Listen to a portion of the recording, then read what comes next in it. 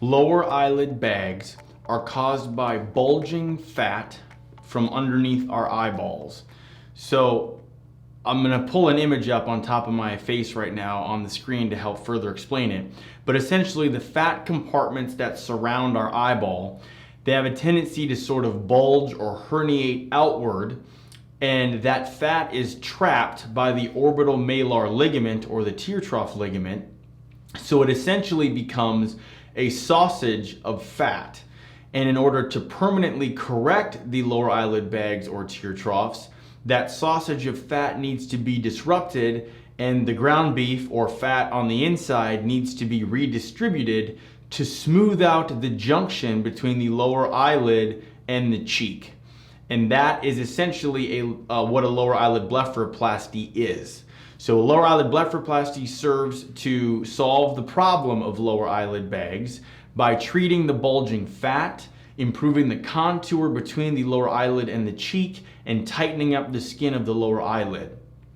What causes the lower eyelid bags is orbital fat that is trapped by the orbital malar ligament or the tear trough ligament, and it is bulging outward or forwards, and that is what you see as a lower eyelid bag. I should also mention that a lot of people blame lower eyelid bags on lack of sleep or other environmental factors, and the truth of the matter is that lower eyelid bags are really an anatomical problem. Some people get them far worse than others. It is one of the earliest signs of aging, so even patients in their 30s and 40s can start to develop lower eyelid bags, which make them look older than they are. I do find that seasonal allergies do increase the amount of swelling of that orbital fat. So seasonal allergies can increase the appearance of the lower eyelid bags or make the lower eyelid bags worse.